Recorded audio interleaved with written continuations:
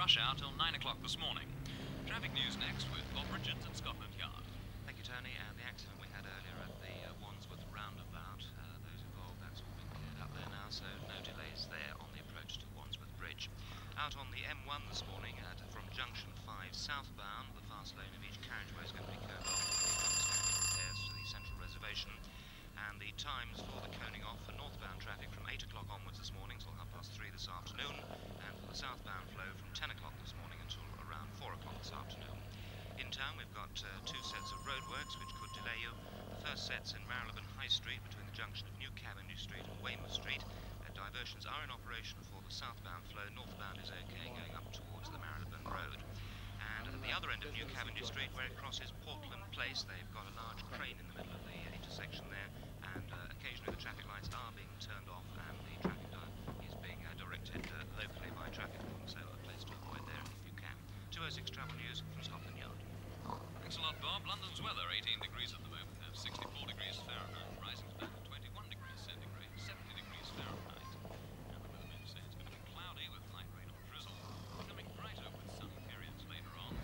So watch out for some isolated showers towards evening. Tonight, though, dry. George.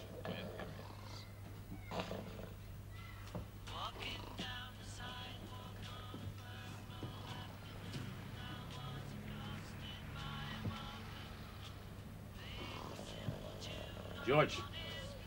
George. They're gone. They're all gone, man. I know they're gone. I turned them out myself last night. You don't remember that? Come on, freedom fighter. You gotta carry on your battle somewhere else. Come on. Oh,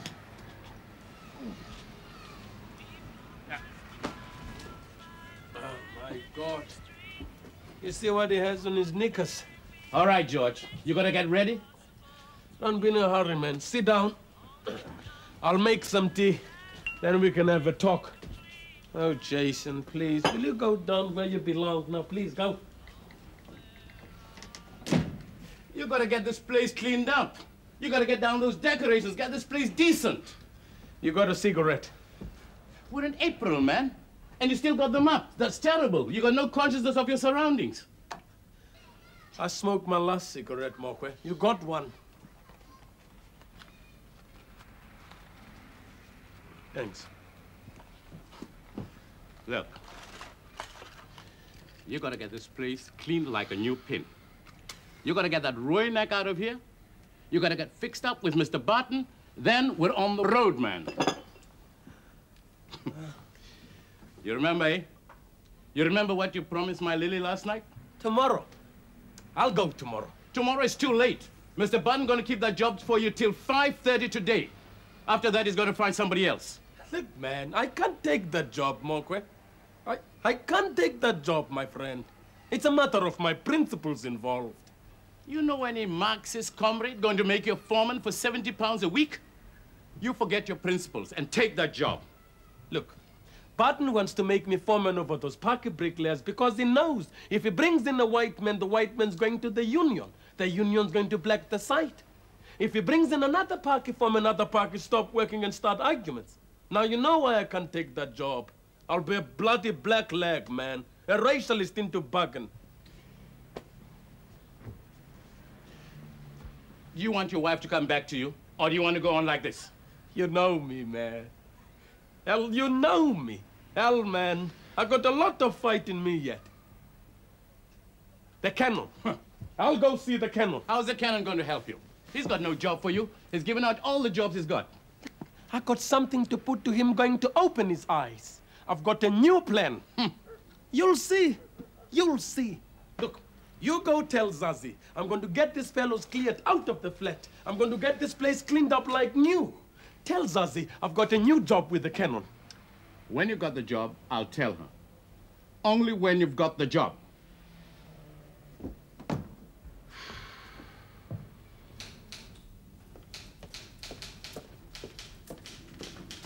Oh, no, on Thursday afternoon. Yes, yeah. Well, did they tape these shows, you know? Yeah. Hello, I'll be with you in a minute. Yes, well, I am, naturally. I mean, it'll be a peak hour transmission on the following Sunday. Yes, that's it. Yeah, well, to get the ratings, that's frightfully important in the media. Well, thanks, old chap. I'm sure your turn will come. Yes, yes. Regards to your good lady. Hmm? Yeah, I'll doubtless see you at the ecumenical. Yes. Yeah. Bye now. George, how are you? Canon. Awfully good to see you. Sit down. Thank you, Canon. Yes. And your wife, Lulu, isn't it? Zazie Canon. Yes. She's fine. Good, good. Good, good, good. And what can we do for you? Oh, by the way, you probably saw the young fellow waiting outside. Young Imtim Cool. I want to talk to you about him. Only arrived yesterday. Utterly lost and disoriented, poor fellow. It's most providential you're popping in this morning. I want to ask you a question. Would you not agree that the anti-apartheid movement is widely dispersed? Widely dispersed? How do you mean? I mean, it's all over the place. You've got the United Nations in New York. You've got the OAU. You've got the NAACP. You've got your lobbies here in Washington, Moscow. Yeah, you're not proposing another fundraising tour, are you, George?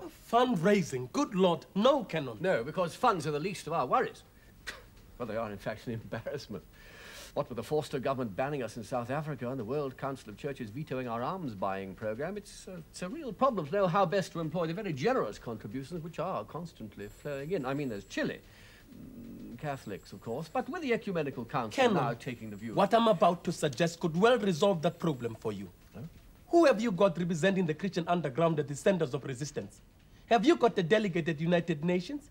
Have you got a man at the Organization of African Unity? Not precisely, but I myself, of course, from time to time. You're not taking my meaning. You are the director. You are the brains of the organization. But the brains cannot work without intelligence. What you need, Canon, is a man who can keep you informed. A man who knows how to keep his ears open.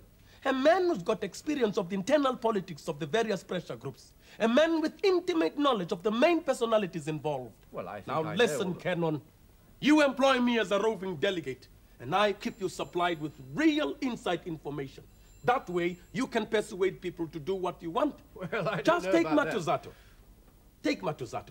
They're considering him ambassador for United Nations. Canon, I can tell you things about that Matuzato. So when he stands up at the General Assembly and addresses the delegates of all nations, he speaks with your mouth. He speaks for you, for the Christian underground. And by God, if he don't, we can fix him so he don't speak for nobody. Canon, what I got on that Matuzato... No, I'm afraid, George, we couldn't consider anything that was not strictly ethical. Wait, what I'm talking about is strictly undercover. You appoint me official representative, and I do just what all such representatives do. I make speeches, attend conferences, address seminars, I appear on TV, and I got qualifications too. I appeared on TV all over Europe when I was on the fundraising tour. You remember that? I've been interviewed on television by Ludovic Kennedy. I speak at public meetings every week. Every ex-detainee comes to this country, visits my house. I know everybody in the movement, and I got a prison record second to none. Yes, but George... All right, Obed got a longer sentence, but I stood up to those SBs for 36 days. 36 days of continuous interrogation. Canon, George, I know what you have suffered at the hands of these men. 36 days, Canon. 36 days and the things they did to me. Yes, I know. Now listen, man. You ever stop to think what it's like to have your penis nailed to a table? On tiptoe, I had to stand with a bloody great nail through my member. 5 hours on tiptoe. 5 hours on tiptoe. And I got weak ankles. 5 hours I'm standing there, trying not to think what's going to happen if my ankles give way. All right. Obed done 7 years on Robben Island, and I got only 3. But that was because I was done under the Explosives Act. They couldn't get the Terrorism Act through Parliament in time to catch me with it. 36 days, Canon, before I made a statement. Now that's a record. George, don't think I don't understand how difficult it is for someone like you to accept that his part in the fight for freedom is over. For the time being, of course. But George, you're entitled to a respite. You're entitled to take a back seat for a while. Pursue your career. Enjoy your home and family. I don't want to enjoy my bloody home and family. I've been taking a back seat for 5 years in this country. I want to go back into the fight, man. Oh. Why don't you get me back to South Africa? Fix me up with the dog collar and the black suit. Get me into Swaziland or Botswana. I know you can do it, man. Drop me by bloody parachute. I don't care. I tell you, Canon, you get me back there, and I'll give those bastards more than a bloody crucifix.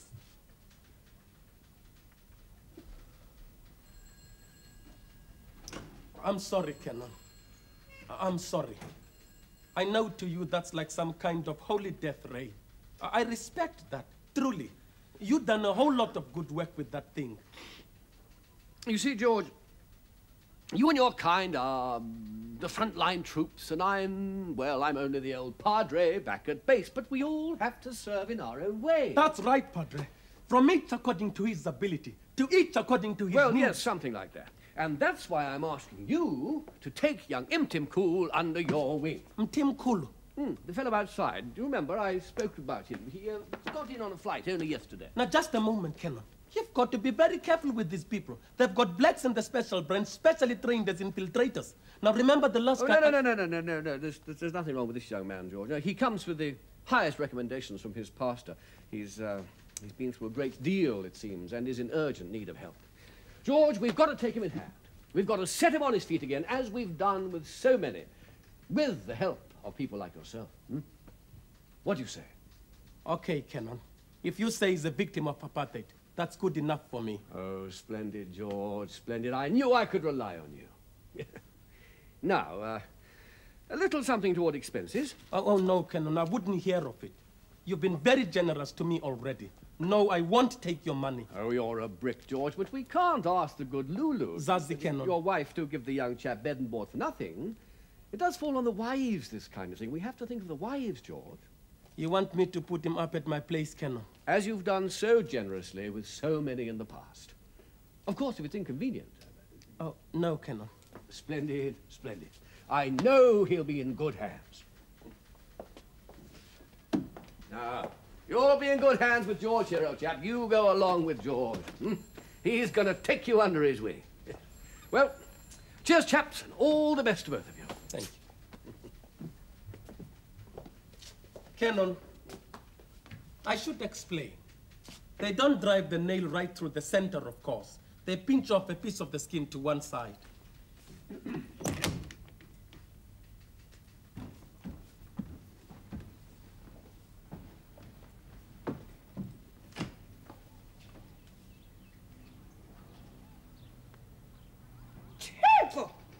My God in heaven!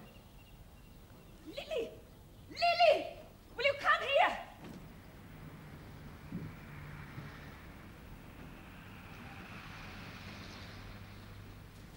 You ever see anything like this?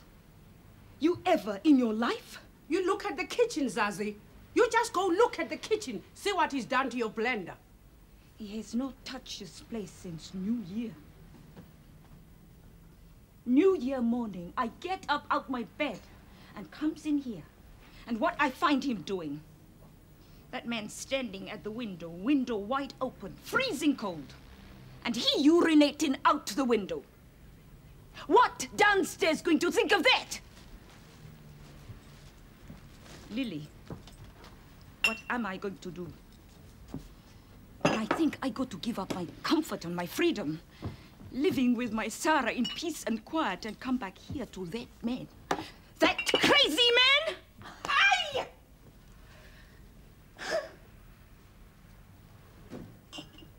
There's a man round there in next door flat. He's speaking very civil to me, man. When I come off night duty, I going in, he coming out. We pass in the entrance hall. How are you, Mrs. Matanda? He say. Very well, thank you. I say. Very polite. Very pleasant. Zazie, what are you saying? I'm not saying anything. Except there are benefits for me too, living on my own. He hasn't got all the benefits, man.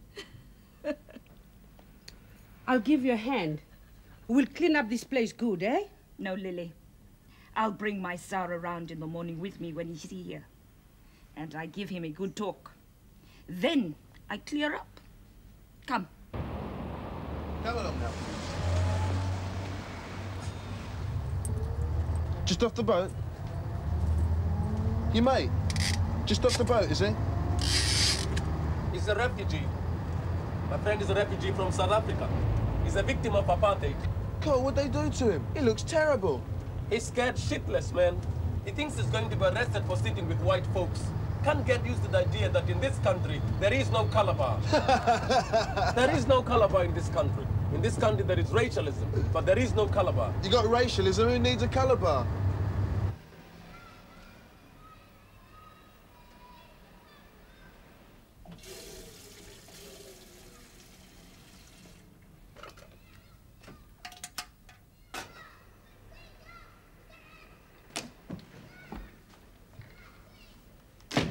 Take your coat off. How can you say it's cold? It's April. In this country, April is springtime. You've got to get acclimatized, man. You got thin blood, huh? Well, we all soon get used to this climate.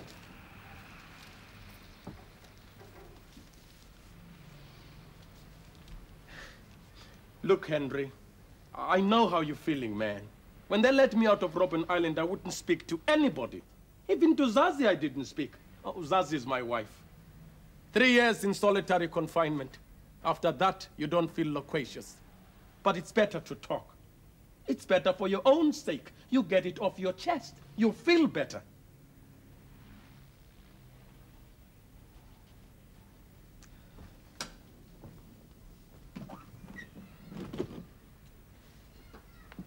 You made a statement. Is that what's worrying you? There's nothing to be ashamed of in that. Everybody makes a statement in the end. And if a man tells you different, he's a liar. There's nothing to be ashamed of. You want to forget it.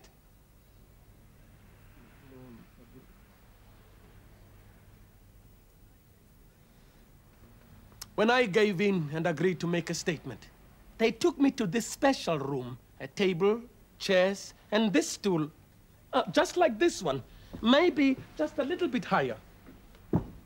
You sit on this chair with your legs straight out, not touching the floor. Your arms sideways, straight the same. Resting on your ass, balancing, you see. In front of you, they've got a psychiatric expert. He's got all the list of the questions you're going to be asked. Well, he don't ask the questions. Behind you, 2 special branch men, you can see them, they ask the questions. The psychiatrist watches your face when you answer each question, marks down your reactions. Each question makes a note on the paper. They go through all these questions, then they take you away. The next day, the same thing, all over again. For 10 days, they do it, man. Some of the questions are crazy. What is your name? What's your father's name? Where you go to school? But you got to answer. Same as the other questions. Who your contact in Joburg? Where your letterbox? Where you get the explosives? Crazy. They mix them up, these questions. And if you get tired and let your arms drop, the fellow behind you fetch you with a buffet on your head. Man, you learn to sit still and answer questions. They put the questions very polite.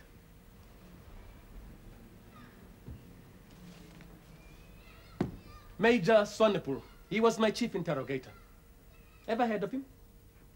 Major Swanepoel. What a bastard. That man was known to every brother in the movement. Major Swanepoel. He had been to Sandhurst College for his training. Trained over here by the British. Sent to Northern Ireland for his practical training in the field. My God. By the time he got back to South Africa, that man knew all the tricks. Well, that's all done with now. You got nothing to fear. You're in England now. They got no SPs here. So long as you don't get mixed up with those Irish bastards, you've got nothing to fear in this country. Ah, the kettle.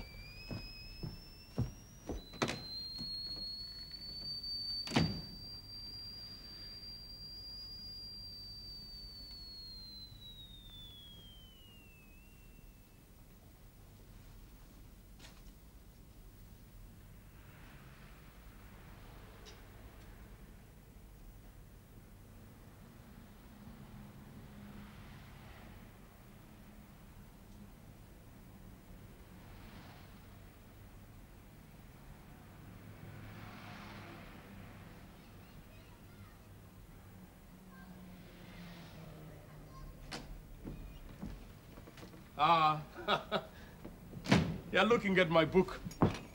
Oh, no. You're welcome to read it. I've got to get it typed when I can get some cash collected together. I promised myself I'll get on with that while Zazie's away. She's on holiday. I don't know. But I don't seem to settle to it properly. And of course, I got a lot of old friends coming around. And with Zazie out of the house, I've been living a bit of bohemian life, to tell you the truth. What did you get picked up for? Ik was nooit in geval. You mean you never once in your life been arrested? You've never been caught without your passbook? Never been picked up in a house-to-house sweep or stopped in a prohibited area? They never got you under the Group Areas Act or influx control, public violence, public indecency, or unlawful assembly? No. That's just not credible, man. A black man of your years and you tell me you've never been arrested? That's not credible. You working for the special branch. You're a bloody police spy. Come over here to infiltrate the anti-apartheid movement.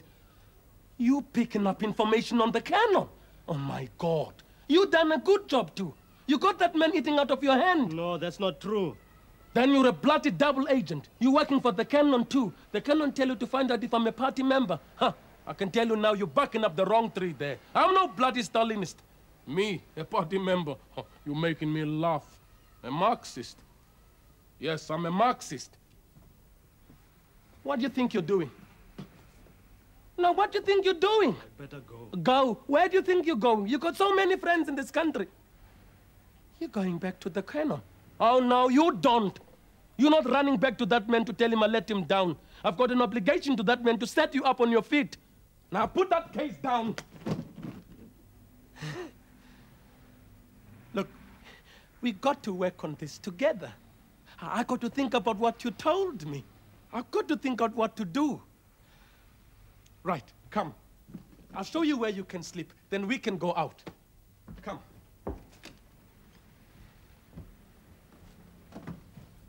I'll take you round the local. That'll open your eyes, boy. A proper pub. Not like those low-class ship-ins they've got at home in the townships.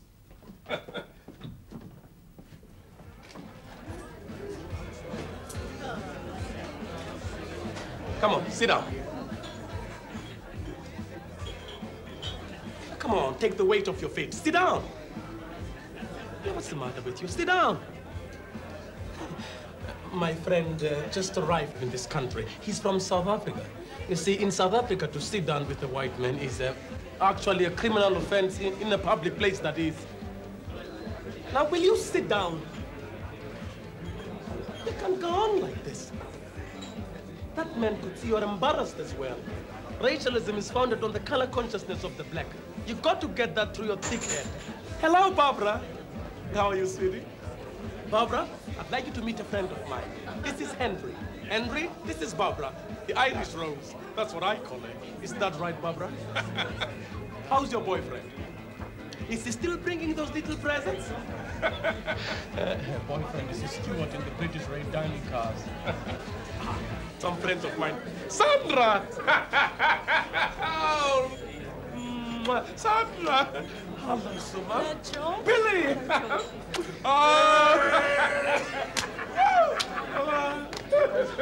That's Clara. I like Clara. Henry, I'd like you to meet some friends of mine. This is Sandra. Sandra's from the Cape, too. Hello, Henry. Oh, wonderful. Sandra was married to one of the top brain surgeons in the Cape. Shut up, George. She doesn't want me to tell you about it. Listen, she was caught by the cops at the back of an old man's car with the chauffeur. Big black guy. Of course, the old man managed to keep it quiet, so they didn't do under the Immorality Act. How much did it cost your father, Sandra? Honestly, George, you're unreal. Obed, I'd like you to meet Henry. Henry, this is Obed. This is his wife, Suma. This is his wife, Billy. This is his new wife, Clara. Clara, of course. Oh, yes. This is Stanley. Oh, yes. And this is John. Big John, of course. Carrie! Oh, darling. I want you to meet Henry, please. He's a friend. Henry. Henry, this is Carrie. This is her friend, Betty. Sit down, everybody. Sit down, please. Now the drinks on you. Who's drinking one? Hi, youngies. Let's have your glasses. Haven't you people got homes? I got a home, Barbara. I got a home, and you're welcome anytime. How about it, Barbara? Come home with me tonight. George, you are a little bugger. Everybody back to my place. Come on, everybody, back to my place. Come on. I'll get a bottle.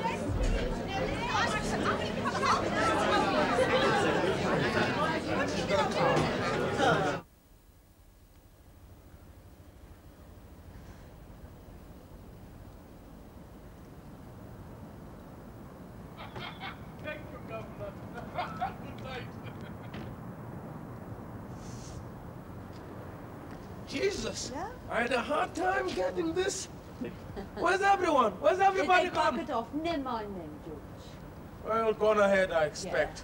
Well, we'll walk. All right. We'll catch them up at my place. Come along, Henry. Don't walk too fast. I can't keep up with shoes.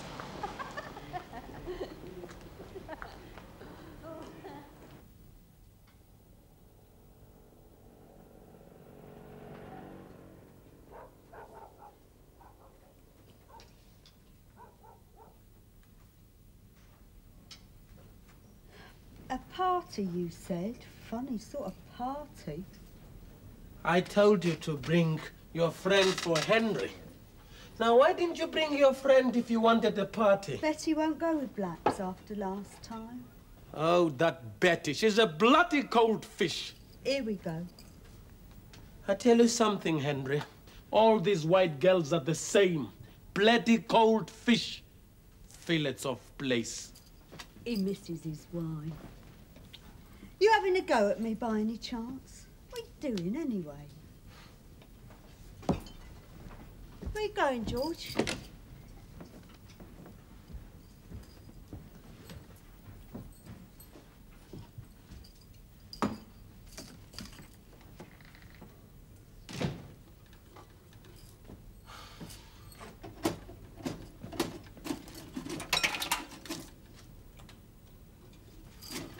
George, I feel like it. No, come on, George, I feel like it. For Christ's sake, Kerry girl, don't start that now. Now, come on, go talk to him. I don't fancy him. You're not supposed to fancy him. You're supposed to talk to him. Try bring him out of himself. You ask me, he hasn't got anything to bring out. Now, come on, move on.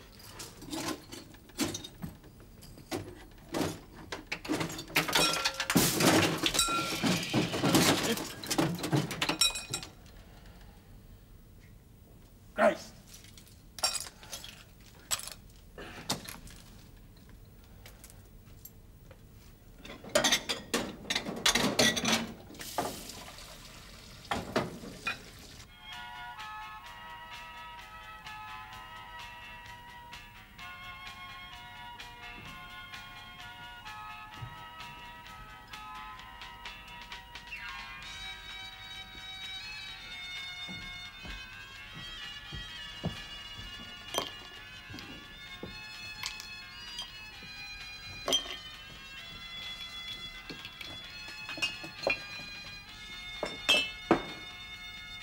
We ran out of drink.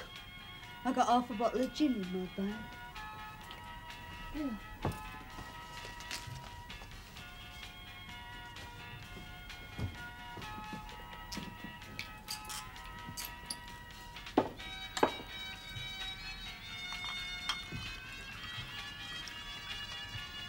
He's been trying to live dangerously ever since his wife went off, but he can't seem to make it. Not, but I mean, he's all right, but he can't seem to enjoy it. What it is, you see, he's got regrets. He won't do it in his wife's bed, he does it in here. Ever so uncomfortable. And that's all from Radio London for tonight. Tony Fish and Nick Lucy will be back on the air at 6:30 tomorrow morning with Rush Hour. I'm stating the fact. I'm not making a bloody racialist statement. I'm stating the fact. You're a lovely girl, Kerry. A lovely girl. It's not your fault. You can't help your color. Oh. This is Radio London, closing down. Good night. Bleeding riot this is, isn't it, eh? Excuse me if I faint from excitement. If you want to dance? I'm sorry, I don't know how to dance to this kind of music.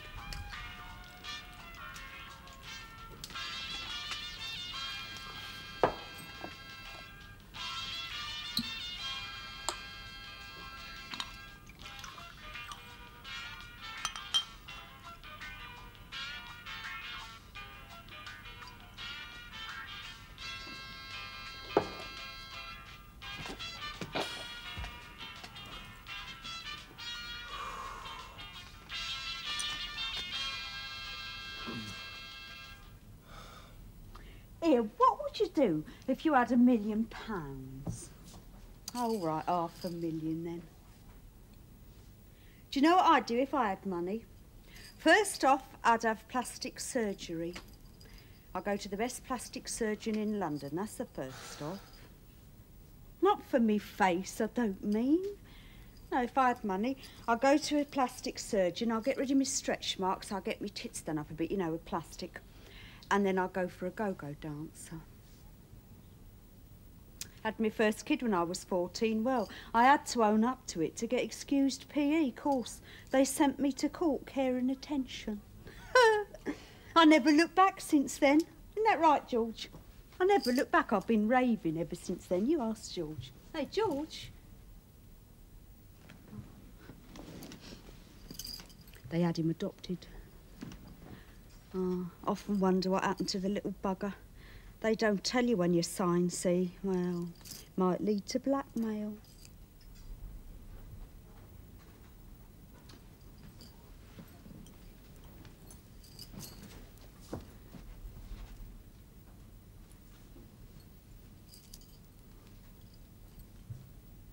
Shall I tell you something about George?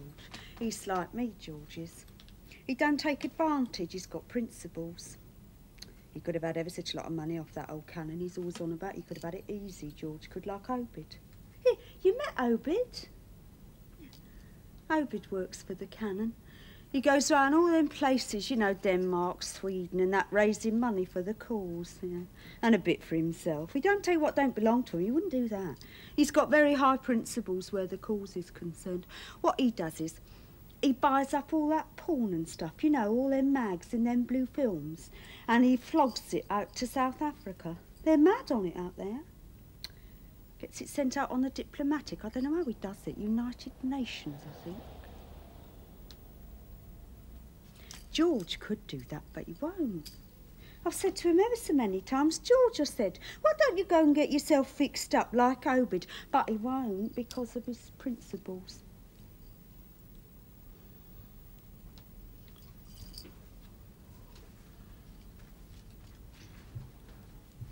Of course, Obed's fighting apartheid too. Like he says, he's undermining their morals.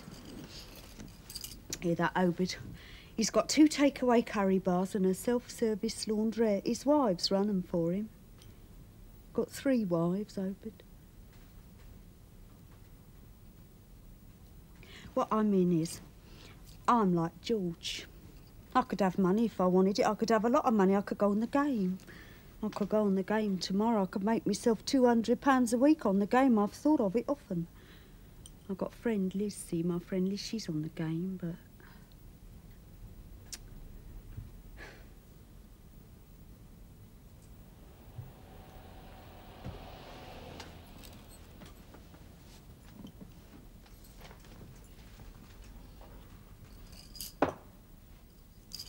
Well, I'm sorry I didn't have a very nice time. Never really got going, did it? Still, it's like that sometimes. It depends on your mood, really, doesn't it? Well, ta-ra, it was nice meeting you. I expect I'll see you again sometime, eh?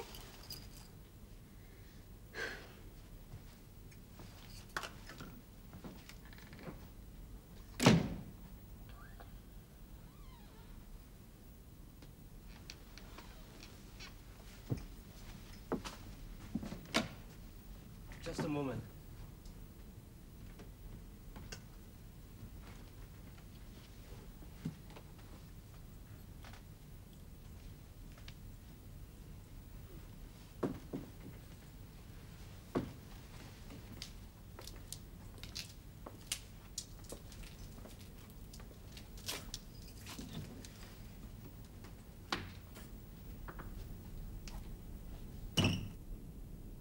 Here, go.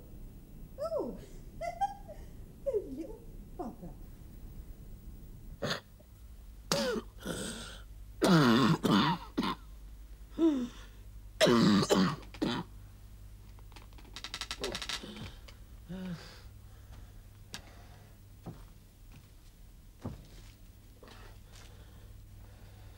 Okay, the next call is this one. Hello. Is it me? Yes, it's you. Can I talk to the doctor? That's right, that's me, I'm here. Hi, Doctor. I keep getting very bad, is it called premenstrual tension? Before my period starts every month. Well, it might be. What sort of things happen to you? Well, I feel terribly bloated and you know, I sort of get very tender. And I get very Pas aan die slaap, skop hem wakker! Hey, cover! Pas aan die slaap, skop hem wakker! Hey, cover! Kom, staan! Rode zwart gat om plaksen! Staan, cover! Word nou wakker! Hey, kom! Staan! Kom! Zwart, baie zwart is kom! Ga naar die andere weer! Yes, well,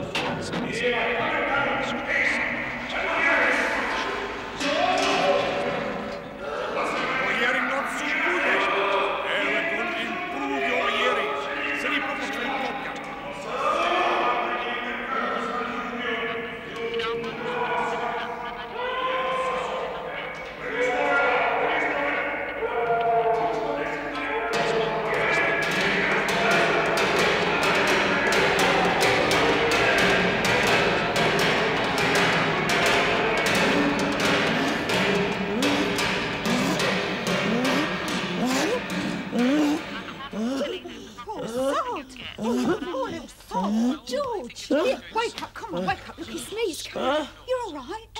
Really enjoying life as much as you should, then time is to go and see What a bloody horrible nightmare. Bloody horrible. Well, you're all right now. Come on. I'll stay with you. Budge over. Come on. especially have the worst bit, so to speak, and it can help if you tell your doctor about them. Let me just put it into 4 groups. It'll help. First of all, there are people who, as you say, get pain, and that's usually at the beginning of the period or during the few days immediately before it. I get a backache as well all the time. That's right. Well, that sort of thing can often be helped.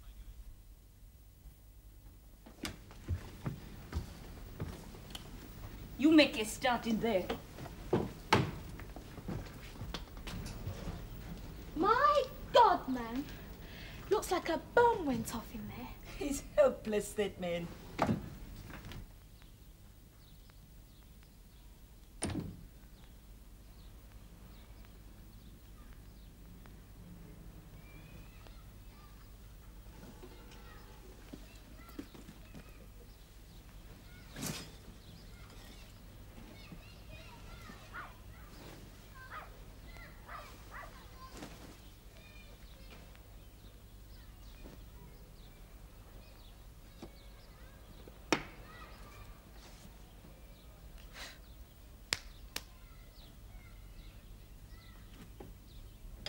He's going back to sleeping on the floor.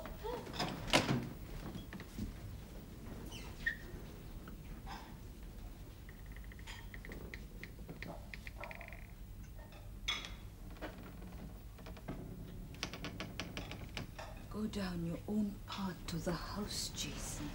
Go. Come along, Sarah.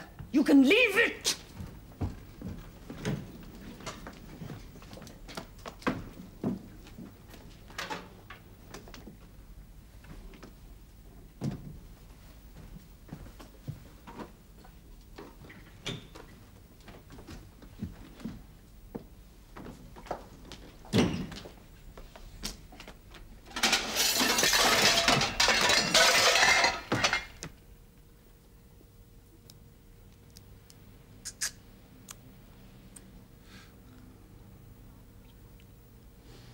Well, I'll tell you one thing, George.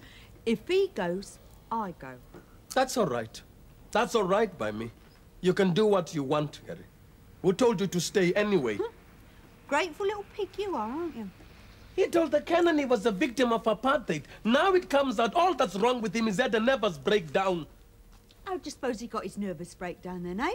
You don't just get a nervous breakdown from nothing at all. You don't get it from the Asbies either. You get your head bashed in, you get hung up by your thumbs, you get your prick nailed to a bloody table, but you don't get a nervous breakdown, I can tell you. They keep you too busy to be thinking about nervous breakdown. Oh, shut up, George. You tell him, go on, Henry. You tell him how you've got your nervous breakdown. Well, go on, what are you waiting for? Go on, you tell him.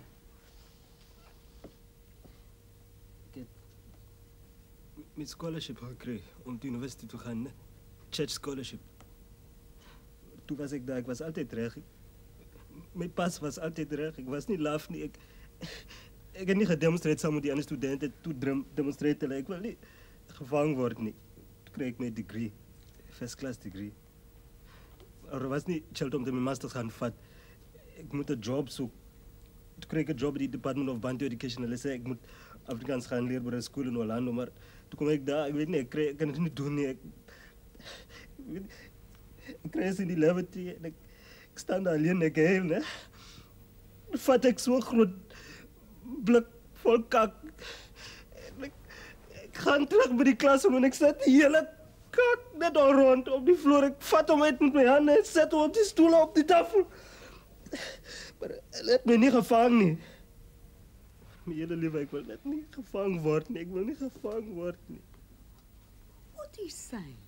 All he's saying, he got his nervous breakdown trying not to get arrested.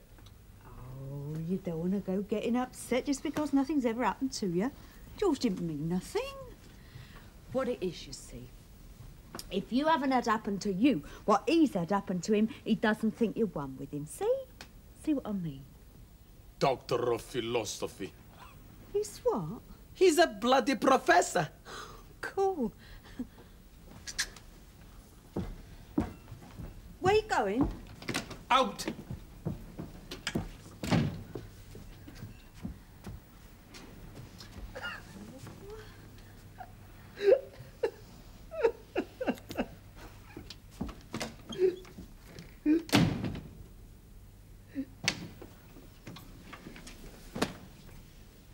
You treat people like shit, George. Do you know that? You treat people like shit.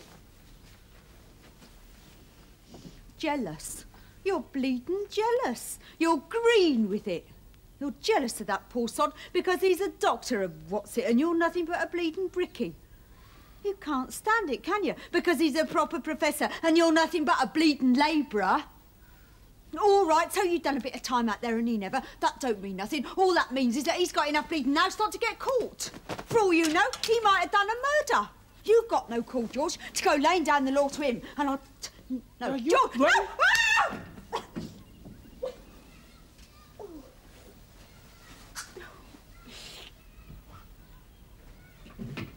No, all right. I'm sorry. Oh, God, today I learned to keep my big mouth shut and my legs crossed. Oh.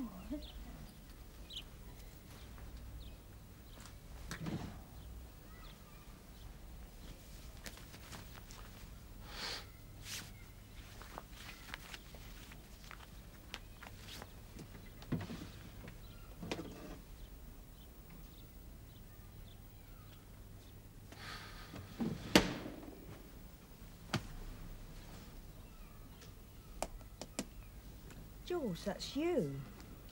South African Race Relations Committee. Unfortunately. After I made my first public speech, I was arrested. 2 years I was on the committee. Each time I opened my mouth, they put me in jail.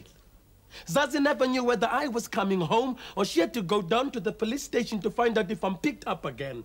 And when I was arrested, she'd go round to the black sash ladies and they'd give her money to pay my admission of guilt fine. And then they turned me loose. Up until that last time, when I was caught right outside the police station with a bag of explosives. I wasn't going to blow the police station. I was going to blow the pass office. But they wouldn't believe that.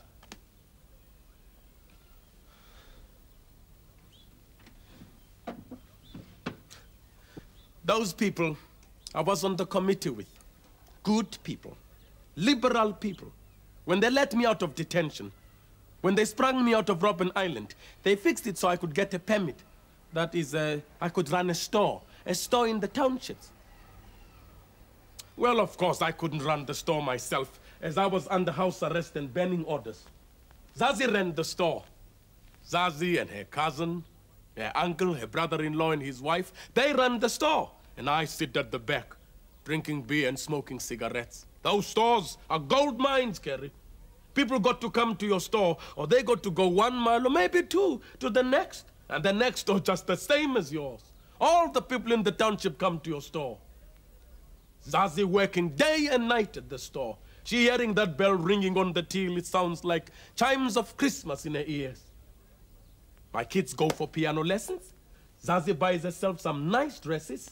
Her brother-in-law buys himself a car. Her uncle's betting on the horses. We're a happy family. The sun's shining on us. And I sit at the back drinking beer. Later on, I drink wine. Sometimes I drink a whole bottle of Oudemierste brandy, just like Commissioner Steenkamp drinks. Unfortunately.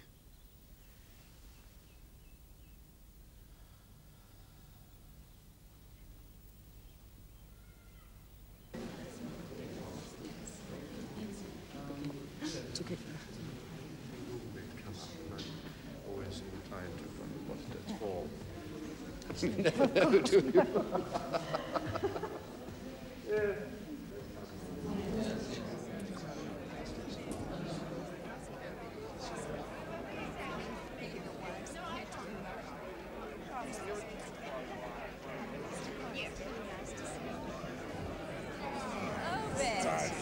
I'm still saying that I haven't seen you yet. Well, now I'm you very have. glad that you arrived. Stuart. Hello, Billy. Are you well? Clara looking lovely as ever.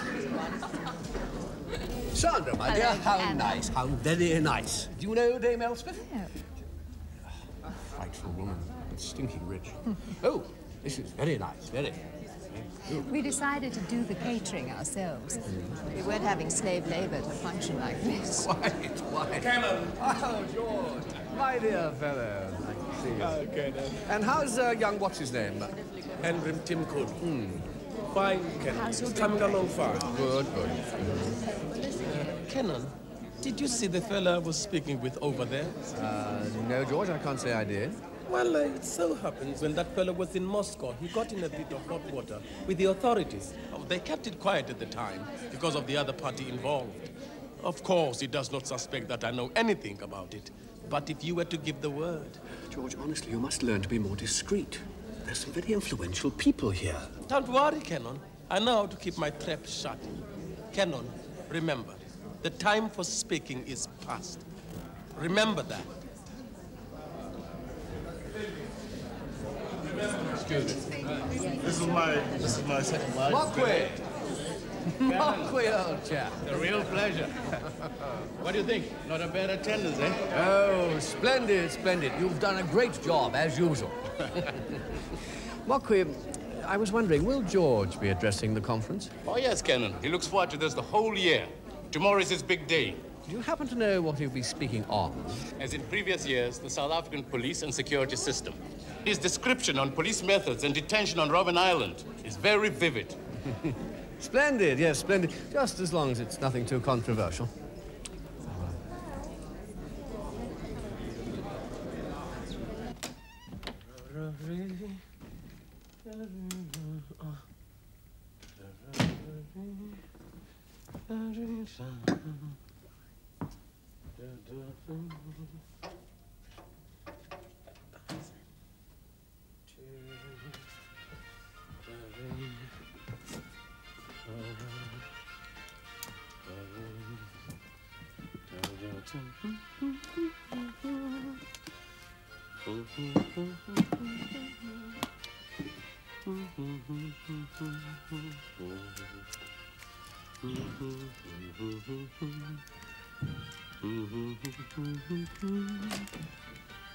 Oh, no, George. What?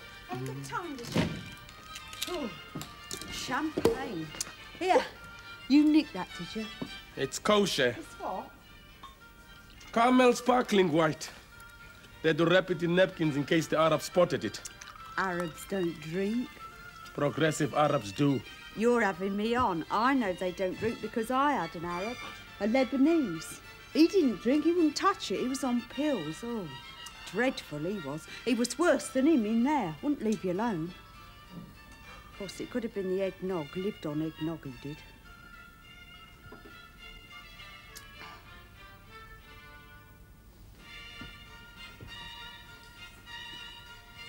George, you ever wonder what's going to happen to us? No, I mean, you know how people are always going around looking for things to get better and better? Well, it doesn't seem to me that things get better and better. I'm not saying that they get worse, not necessarily, but I can't see him getting any better, know what I mean? I mean, say you go around looking for things to get better and better like people do. Well, say they are getting better, but then just when you think that they have got better, you turn round and it seems that, well, they haven't got any better after all. Here, George, eggnog's alcoholic, isn't it?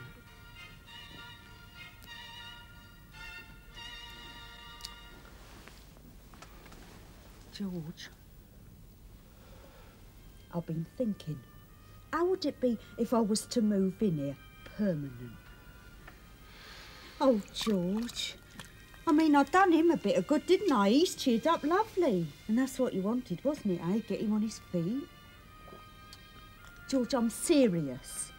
I mean, with me and the two of you, it won't get so bleeding heavy, know what I mean? And I mean, with the two of you, I wouldn't feel that I've got to be so soddy and cheerful and happy all the bleeding time, you know, like you do when you're with just one fella. Not that I don't like a bit of a laugh, I do. I like a bit of a laugh. What'd you say then, George, eh? What'd you think if I was to move in here permanent? Yes. If that's what you want, Carrie, you can do what you want. Oh, mwah. Oh, lovely, George. Oh, I'll get me things tomorrow.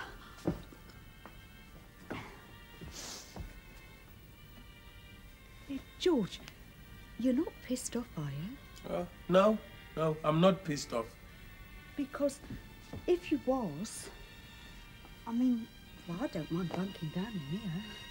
No, Carrie, I'm just too tired. Those receptions Sandra gives, tiring.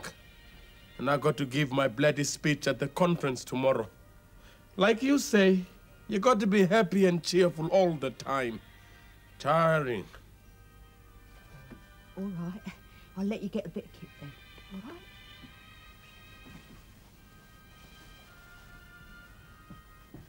Good night, Carrie. Good night, George.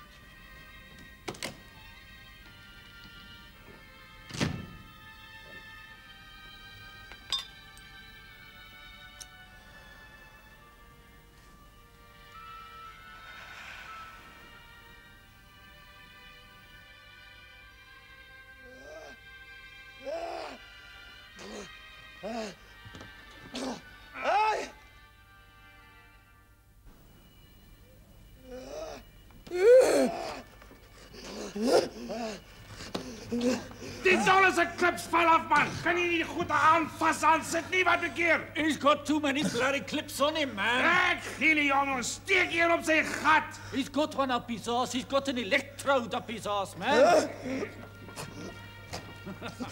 Hey! I'll talk. All right, ek gaan praat. Ek sal praat. Ek gaan praat, toe. I'll talk. I'll talk. I'll talk. Talk. Talk. I'll talk. Talk. I'll talk. I'll talk. Talk. Praat, I'll talk. Hey, Shintik.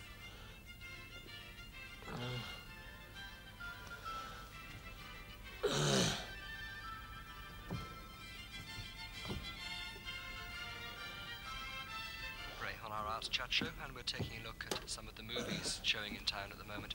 What have you found, David? Quite a lot of rather interesting things. Well, they're interesting to me, of course, which means absolutely nothing. But I am particularly interested in the Marx Brothers season of the Everyman. Where would the Everyman Hampstead be without their perennial Marx Brothers season? We've got all the goodies here: day at the races, night at the opera, duck soup.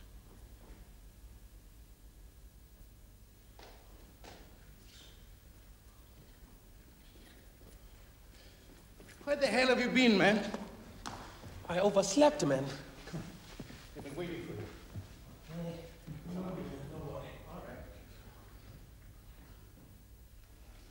Agenda, please.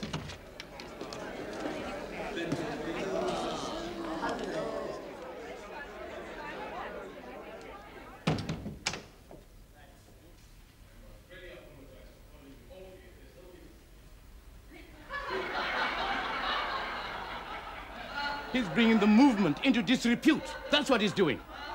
From all over the Commonwealth they're coming. Some of those men are risking their lives to attend this conference. And he's telling them jokes.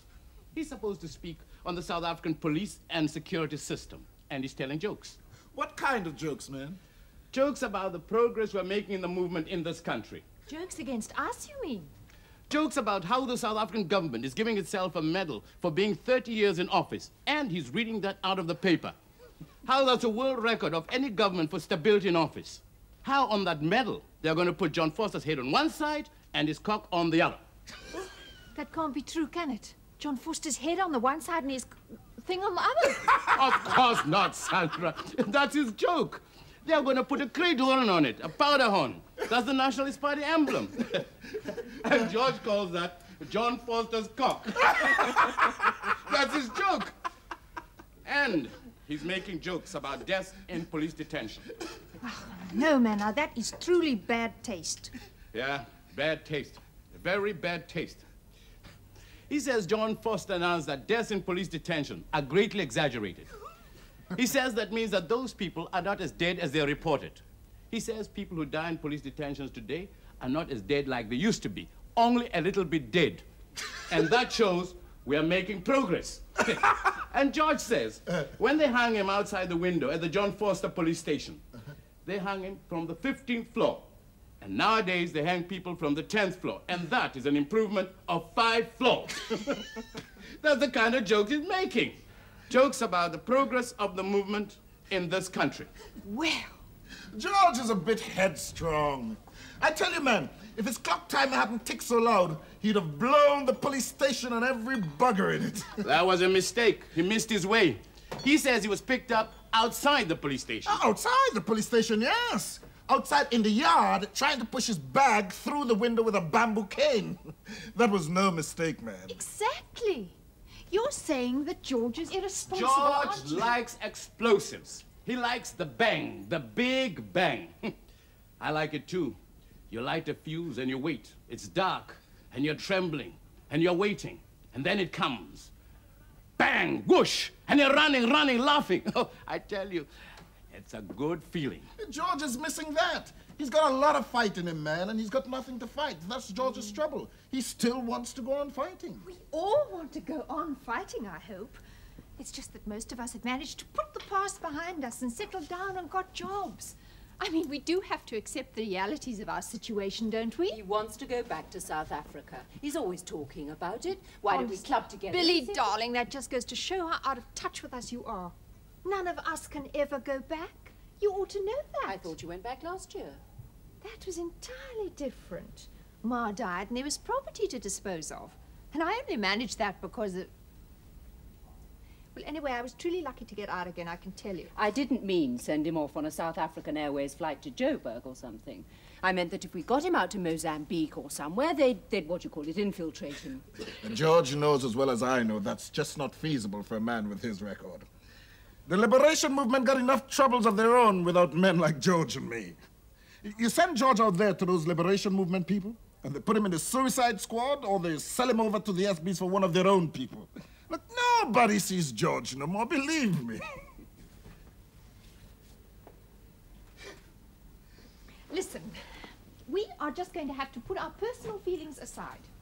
We really can't let George go on like this. Listen. For his own good, I mean. We have to think of poor old George and what's best for him. One of us has simply got to take him in hand. Everybody's talking about George. What's best for George? What we're going to do for George? We've got to think of George. Who is thinking about Zazie? George has got principles. That's the trouble with that man. Principles. When he released from detention, we get that store. And what he do? He steal from the store. He is stealing out of his own store and giving things away to people out of the back. More people going to the back of the store for free than coming in front and paying. That's his principle, he say. We all got principles, man. But George is not the same as we. That George is crazy, man. Yeah, George can be difficult. I think we'd all agree on that. But that's why he needs help. Zazie, I know you've had a hard time. Won't you give him just one more chance? You're saying I got to take him in my new clean flat? I think we are saying that, aren't we? When he behaving bad before, when he causing trouble and anxiety to your movement, what you're telling me? You're telling me to leave him. You're telling me to walk out on him, to make him see the consequences of his actions. That's what you're telling me. Oh, no, Sussy. I beg your pardon, but I never said anything like that. I merely pointed out that he was being very irresponsible and getting himself talked about, and that you owed it to yourself and to us to take him in hand. I never suggested that you should leave him. You are telling me that George is living a bad life, that George is not a proper husband to me. The house, always full of people, always full of drinking, always full of talk, talk, talk. Very well. I listen to you, and I think you're speaking truly. So I walk out of that place, and I leave him alone with those people. And I tell him I will not return except he become a proper husband to me. Now, you are telling me to go back. Now? When he's worse than even before? With women, and the house all broken up, and dirty, dirty, and more people in there that... No. I will not go back. I got a nice life for myself, me and my Sarah. Yes, I miss him.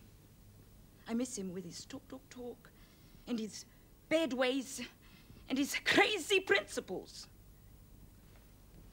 But I got my principles as well.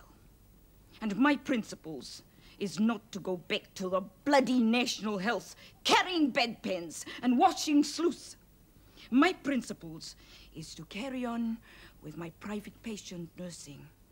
That's good money and easy work. Just to sit and see they dying quietly. It's good work for a woman like me. That's my first principle. My second principle is the house be clean. My third principle is there be no women in that house. No women and no men either. And my last principle is that George come back to me and tell me that he wants me to go back to him. That's my principles, man. And if I don't get my principles, then George don't get me back! But he won't do that. I know him. George, don't give in easy.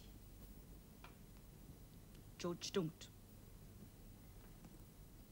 He don't give in.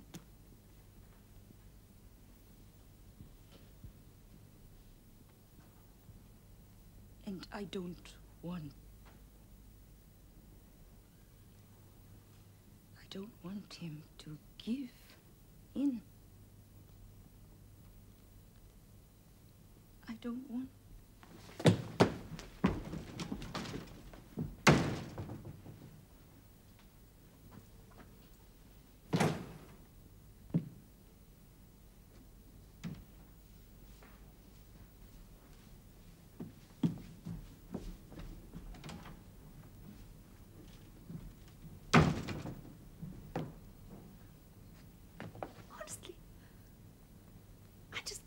Imagine what made her take it all so personally. I was only thinking of the effect of George's behavior on the good name of the movement. Yes, I can see that it must be hard for anyone who hasn't been through what we've been through to understand our feelings when one of us starts backsliding. I've never really understood what it was you did go through, Sandra. Hey, look, George is enjoying himself. He's living in that place with Henry and that Carrie, and as happy as a pig in shit. I don't think it's funny. We've got to do something. Is that girl supporting him? Oh. I mean, what's he living on? If he was made to face the fact that he's got to earn a living like anyone else, which he's perfectly capable of doing, then he will buckle down and get a job. And once he's working regularly, he won't have time to... I mean, it'll use up some of that surplus energy of his, won't it? And besides, it'll bring him more into contact with ordinary, normal people. How are you proposing to do that? Starve him out? Oh, very nice. Of course not. It's perfectly simple. I'll speak to the canon. He'll have to make other arrangements for Henry, and I don't think the girl's a problem. No doubt he owes oodles of back rent, but I'll have a word with Mr. Korczewski. And when he knows that we are taking a personal interest, I'm sure he'll be sympathetic. And then once we've got George's personal life sorted out, well, we can begin to apply a bit of pressure.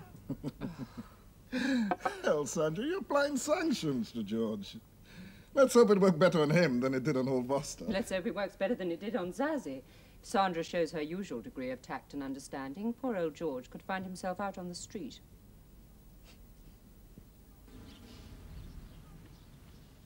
How do you know they're going to rehouse you? When you're evicted, they got to rehouse you. It's in the act. They got no choice, man. I tell you, he done me a real favor evicting me. Now I'm gonna get a real nice place on the council. You see, he done me a real favor.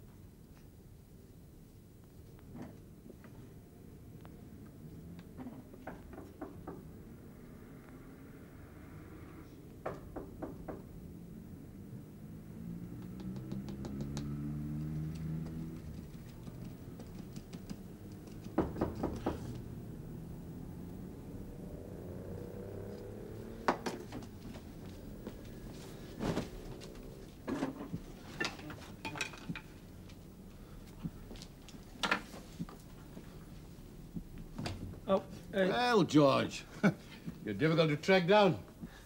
They rehoused me. Yeah, that's how I found you. The Social Security told me. Bed and breakfast, £42 a week they pay for me here. Lily's been after me. I'd gone underground, man. I had an £800 phone bill in that place. The canon paid for that, and your back rent, and electricity, all paid. And he's got a job for you. No. He's going to fix you up with a minicab. They got a fund, a rehabilitation fund. They buy you a minicab, you have your own business, and you repay them when you're able. It's not charity. You're your own boss. I can't drive. You mean you have no license? You better start learning. You speak to the canon, he'll fix you up with a driving school. This is your chance, man. You live here on your own? Yeah. Carrie's gone on the game with her friend Liz. And that Henry, whatever happened to him? He just popped out to the library. And what are you doing?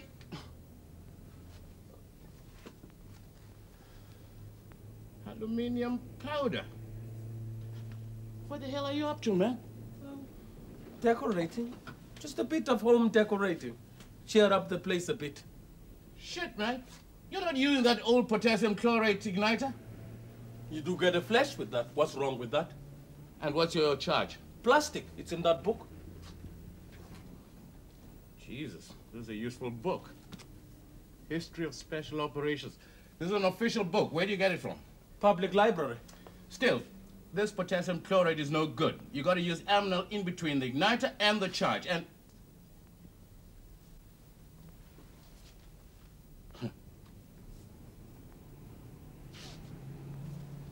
you wait here. Don't move.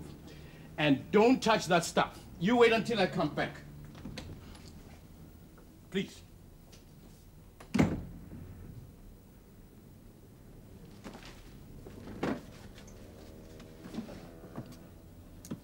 Obed Mokwe, you better come down here. No, it's George. I'm at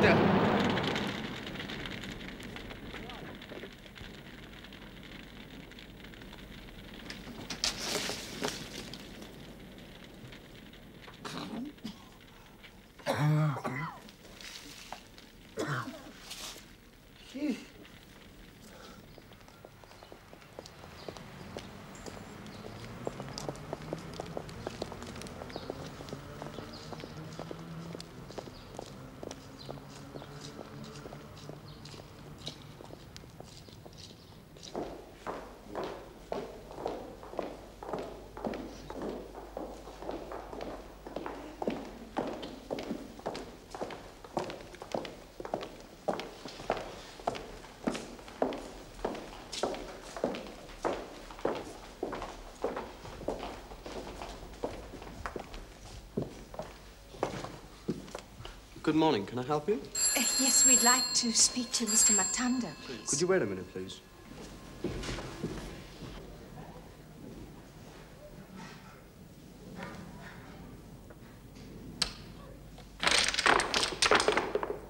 Well, that was a nasty accident. Pick them up, shall we?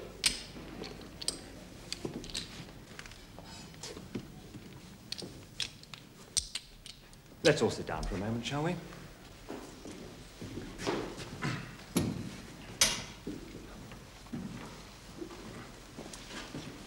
George has been having a bit of a rough time. Things rather piling up on him. And when that happens, things getting a bit too much to cope with, chap can't seem to see a way out, this wretched depression sets in. What did I tell you, Zazie? What did I say to you? Now look what's happened. He's gone out of his mind. No. There's really nothing to worry about. Your husband isn't a mental case in the strict sense. After the trial, he was given the choice. He's admitted here as a voluntary patient. George has clinical depression, something you don't get over without a bit of help. Fortunately, we're able to treat it with a reasonable degree of success. We've got George on a mild tranquilizer and a course of ECT. ECT? What's that, Sandra? Electroconvulsive therapy.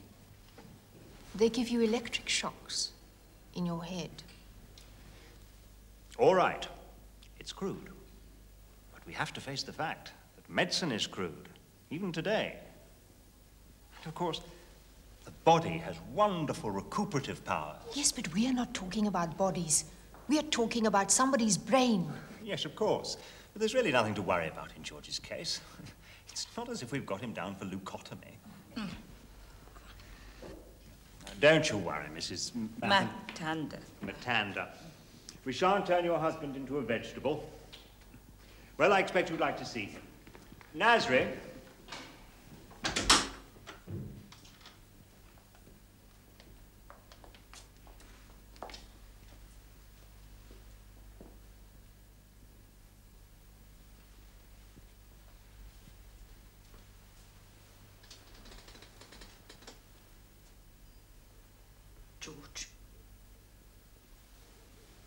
George.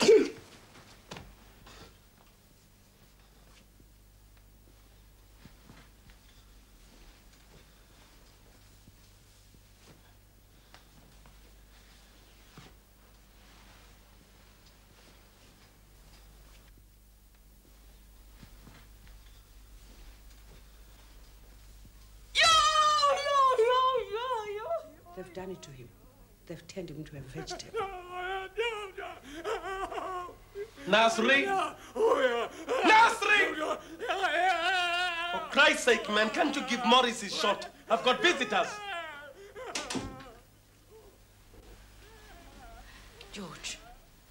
George, are you all right? I've been so worried. Oh, yes, I'm all right. One or two decent fellows to talk to. The alcoholics are the best. One of the alkies is a real gentleman, wing commander of the Royal Air Force. Retired, of course. A very interesting fellow to talk to. He's got a mustache, a big mustache out here. Well, nice to see you all. How are you getting on, everyone? We come to take you out of here, George. You come out of here with us. You'll be all right with me. I look after you. Now, Zazie, I got to take this treatment.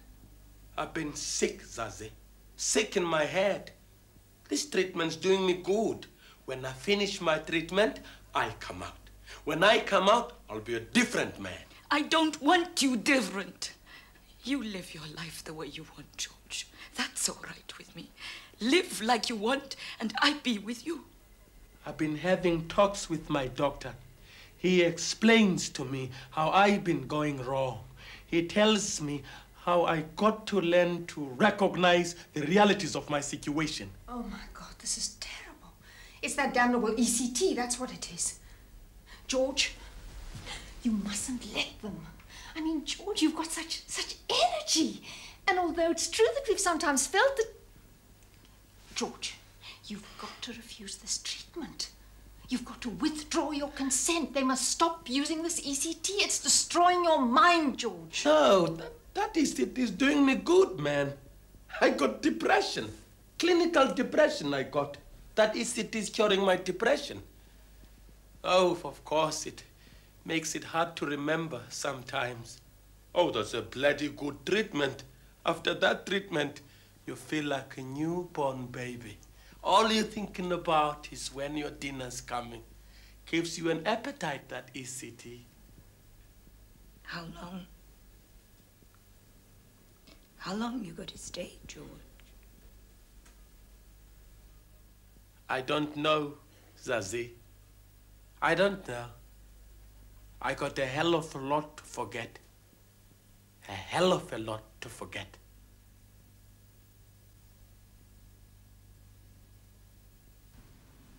Now, I want you to count down from 10 for me, will you please? Starting now. 10, 9, 8, 7, 6, Brevedor, please.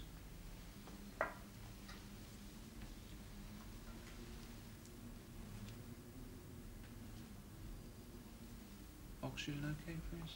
Thank you. Just hold it on to me, okay? That's fine.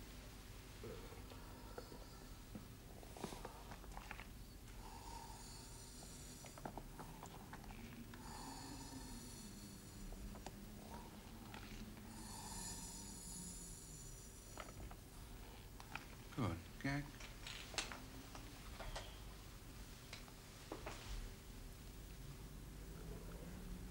Just hold his chin up. Electrodes, please. That's fine. Right. Thank you.